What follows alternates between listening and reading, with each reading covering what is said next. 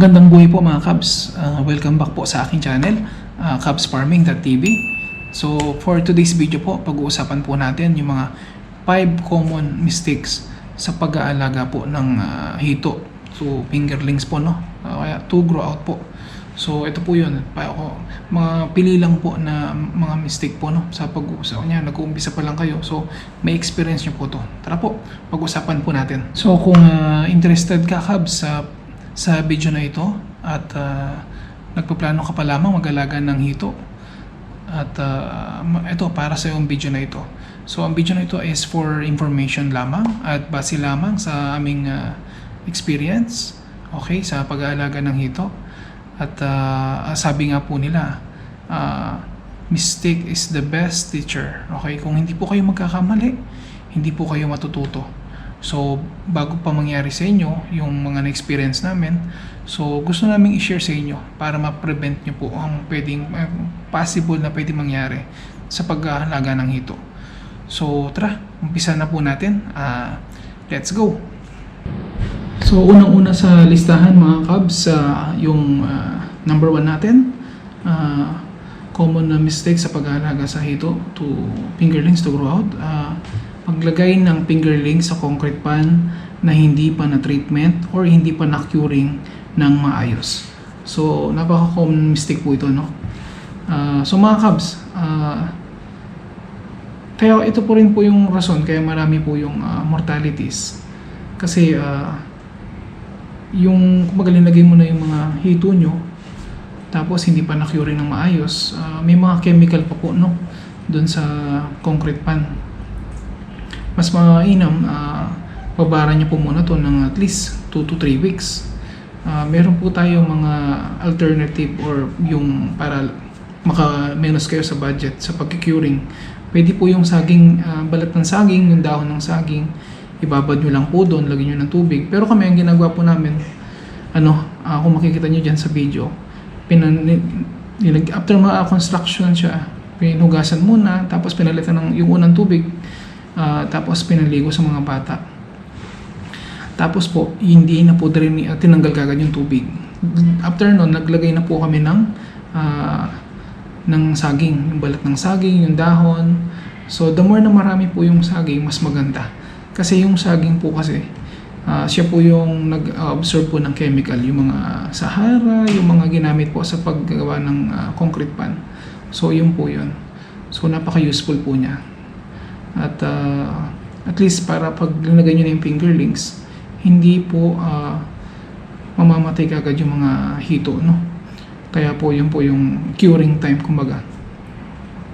At kung sakaling matapos na, at least let's say for example 2 weeks natapos na po yung tinanggal niya na po yung yung tubig, tapos may kitikiti na rin po, no? At yung 1 week po, mag-trial muna kayo. Let's say 200 pieces, 100 pieces na hito.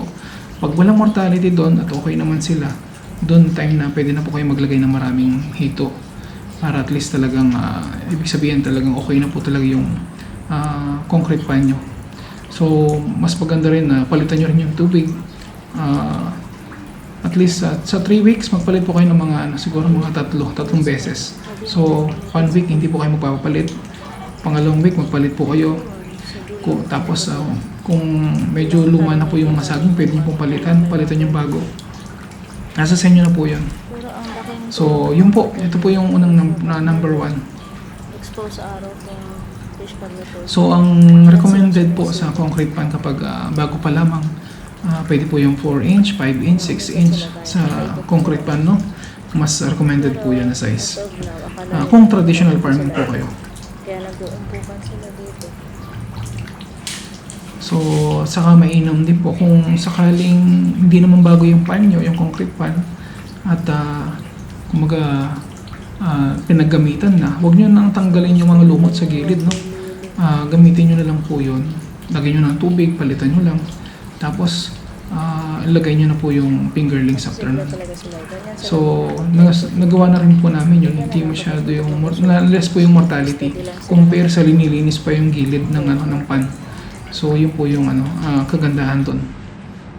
So, common mistake number 2, nag-drain ng pan pagkatapos nag-drain kayo ng pan tapos nagpakain kayo ng hito. And then nag-refill kayo ng tubig sa pan. So, ito po yung number 2 natin. So, mayroong chances po talaga na may mortality pag ganito po yung ginawa yung sistema, no? So, hindi po advisable na mag-drain kayo ng tubig na nabusog yung mga hito. So, huwag po kayong mag-drain ng busog sila, na huwag kayong magpapalit ng tubig, huwag kayong magdadagdag, kasi ang tendency po nun, meron po kasing force yung tubig. So, pwedeng magalaw yung tubig masyado, pwede po silang ma-stress kasi busog po sila, hindi po sila ganun makakalangoy ng gusto. So, yun po yung iniiwasan natin. At mas maganda, mas mainam na mag-drain muna kayo, magpalit muna kayong tubig, tapos doon kayo magpakain after 2 hours. Pwede na kayo magpakain nun. Kaya yun po yung kagandahan doon. Para makaiwas po kayo sa mortality. Kasi ilang beses na rin po kami ng ganun ginagawa namin sistema nung una. May mga mortality kami after namin po magpakain. Kasi nga po, nauna po yung kumaga, nabusog na po sila, tapos nag-drain po kayo ng tubig. So, hindi po talaga advisable yun. So, ang recommended po, yun nga po, mag-drain. Sa umaga, mag-drain muna kayo. Tapos, after 2 hours, 3 hours, magpakain po kayo. Mas ganado po yung mga hito, lalo ng mga fingerlings. Mas gusto po nila yun. Mas gaganahan po sila kumain kapag bago po yung tubig. Okay, common mistake number 3, sobrang lalim ng water level na linagay mo sa fingerlings. Kumbaga, sobrang lalim niya. So, hindi po to advisable sa experience po namin dati.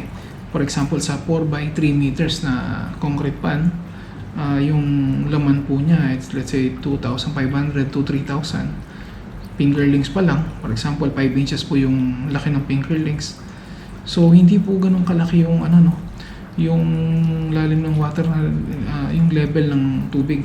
Huwag mong sobrang lalim. So, hanggat maaari, yung mabilis po silang makakaakyat sa taas para ng hangin. Minsan kami po kasi hindi na po kami nag-i-aerator eh. So, no aerator na po kami. So, yung patak lang po talaga ng tubig yung ginagawa namin. Ngayon po, para malakas yung oxygen, mas mababaw yung tubig, mas mabilis sila makakaakyat sa taas para kumuha ng hangin. Ngayon, at least 10 inches po, no? Yung water level para at least maliit pa kasi sila eh. So, hindi kailangan ng malalim na tubig. Pag lumalaki po sila, let's say after 2 to 3 weeks, lumaki na po sila, doon po kayo magdagdag ng tubig. So, habang lumalaki po sila, palaki, tumataas din po yung level ng tubig kasi humahaba na po sila. So, ganun po yun. Sa traditional farming po kung ganun po, let's say nag-start ka na 10 inches. So, after next nun, 1 feet, 1.3 feet, tapos 1.5 hanggang 1.8, hanggang pang-grow out na. So, yun po yun. Huwag pong sobrang lalim. Ganun po. Yun po yung recommended.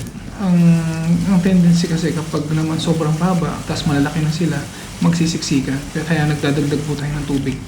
Habang lumalaki sila, yung level ng tubig tumataas ng tumataas. So, ganun po yun. Ito po yung number 4 common mistake po, no? Sa pag-alaga ng hito. Masyadong tinitipid sa feeds ang pagkain ng hito. So, nung unang pag-aalaga po namin, last year yun, umabot po ng 5 months. Pero konti lang po yung pinakain namin. Almost nakaubos lang po ng mga 6 sacks po ng feeds. Tig to 25 kg po yun. Pero umabot ng 5 months. Imagine nyo po yun. Sobrang baba talaga. Wala po kami pinapakain ng bituka, wala asin, feeds lang. Ang nangyari po, sobrang bansot. Hindi po ganun kalaki. Hindi talaga sabay-sabay silang laki. Saka mataas po yung mortality. Nasa 60% po yung mortality nun. Grabe rin po yung mga namatay nung una. Kasi 2 inches lang po yung linagay namin nun eh. Saka hindi pa kami ganun bihasa sa paghihito. Under training. Trial and error pa lang po kami nun eh. So, hindi pantay-pantay yung laki. May payat, may bansot, may malaki. So, nandun yung cannibalism kasi nagkukulang po sila ng pagkain, kumaga. Kaya humaba po ng ganun.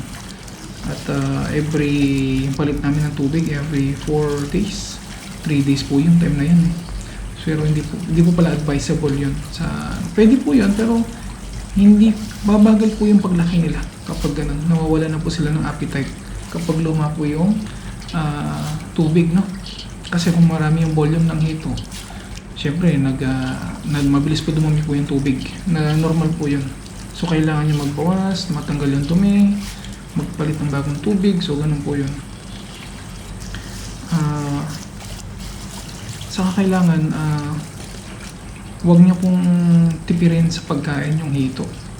Napaka-importante po ng yung makuha nyo yung food yung feeds requirements po, no? Kung meron na po tayong video niyan na napaliwanag po natin ng mga nakaraang video.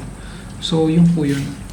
Kailangan makuha nyo yung feeding requirement na kung marami yung mga hito nyo, syempre kailangan marami rin kayong kailangan makuha nyo yung daily requirement nila ng feeds para makuha nyo yung tamang bigat kapag at saka yung timeline ng pag-culture ng hito.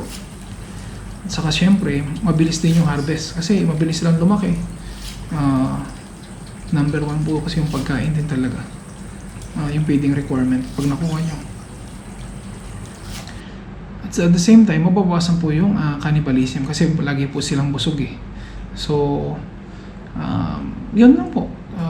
Ibig sabihin, pag lagi silang busog, tama po yung nakukuha nilang nutrition, mako-convert po sa protein. So magkakamuscle po yung tataba po yung mga hito, no? So yun po yun. Common mistake number 5 sa pag-aalaga ng hito.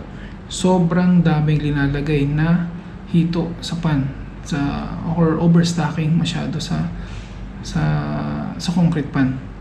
So kung traditional farming kayo, huwag niyong sagarin masyado yung ino-order nyo ng fingerlings. Sa mga previous video po natin, meron po tayo na gaano ba karami ang pwedeng ilagay na hito sa concrete pan. Okay, so meron na po tayong topic na mga nakaraang video. So isa din po ito, no, sa pwedeng maging mortality sa mga hito. Sobrang dami. Ang tendency po niyan, pag maraming masyado yung, kumbaga sinagad nyo na dun sa volume nung yung capacity lang ng concrete pan nyo. For example, sa 3x8, naglagay kami dyan ng 5,000 pieces. Okay? Pero naglagay kayo, yung requirements lang niya at least 5,000 pieces, pero naglagay kayo 10,000 pieces. So masyado nang crowded, masyado nang overstocking. Kahit lalamin nyo ng tubig, hindi pa rin masyado pa rin sila marami. Kasi kapag lumaki pag fingerlings, okay lang. Pero kapag lumaki na po sila, lalaki na po yung space. So, magsisiksikan na po sila. Hindi po sila lalaki ng gusto. Magiging bansot. So, ang magiging challenge nyo po nun, haba po yung pag-aalaga niya ng hito. At saka, hindi po sila ganun kabilis lumaki. Kasi, masyado silang marami. So, pwedeng magkaroon ng mortality po nun. Kasi magkakainan din sila. Masyado na silang siksikan. So, yun po yun. At kung masyado namang marami at nasa tama lang, pwede po kayo maglagay ng technology or yung probiotics para at least kahit pa paano ma-prevent po yung pagdumi kaagad ng pan. At the same time, para lumakas din po yung yung mga hito. Kumbaga parang ito yung vitamin nila. Yung nakaraang video, yung Nitropix saka yung with the molasses, yan. Okay na okay po yan. Pwede po kayo mag-apply na. Meron na po tayong video nun. Pero, kahit meron po kayong ganun, kung overstocking naman kayo, so, hindi po siya advisable. So, kailangan magbukas po kayo ng stocking density sa concrete pan. Kung bago ka pa lamang, syempre, magkaka-start mo pa lamang sa paghihito, mag-start muna kayo ng 100 pieces. Okay? So, kunyari, for example, sa 4x3, nag-start muna ako ng 100 pieces per square meter. 100 pieces ka muna, bago ka pa lang naman, wala nang problema yun. So, sa 4x3, multiply mo ng 12, so meron kang 1,200. Yun. Okay lang yung mag-start muna kayo ng konti. Konti lang muna. Tapos, hanggang tumatagal kayo, kung muna kayo ng experience para at least intindihin nyo muna kung ano yung kinoculture nyo, kung ano yung nilalagay nyo. Huwag kayong susubok agad ng marami. Okay? So, try nyo muna ng mas konti para at least matutunan nyo muna kung paano ba alagaan ng hito. Huwag nyo bibiglain kaagad kasi may chances talaga ng failure kayo. Magugulat kayo na, bakit ganun? Halos namatay kaagad yung mga 50%, 60% ng hito, di ba? So kung mag-start kayo ng konti, at least hindi nyo sasagarin yung volume ng pan, mas okay po yun. So mga kabs, kung meron kayong gustong i-topic, gustong pag-usapan, i-comment down below nyo lang at pag-uusapan po natin at gagawa natin ng video. Sa next video po natin, i-update po natin yung pinagawa natin ng construction sa pan, no? So, hanggang dito na lang po mga kabs. Huwag kalimutan mag-subscribe at kung may natutunan po kayo dito sa video na ito, at paki-like and paki-click na po notification bell para updated po kayo sa mga next video na i-upload po namin. So, tandaan nyo po, our experience is the best teacher. So, napaka-importante po ng experience sa pag-aalaga ng hito. At saka kahit anong business po, importante rin po yung pag-aralan nyo muna bago kayo sumubok ng business. So, number 1 po yan. Mag-invest po kayo sa knowledge. So, hanggang dito na lang mga kabs. Happy farming and God bless po ang lahat. Okay? Bye!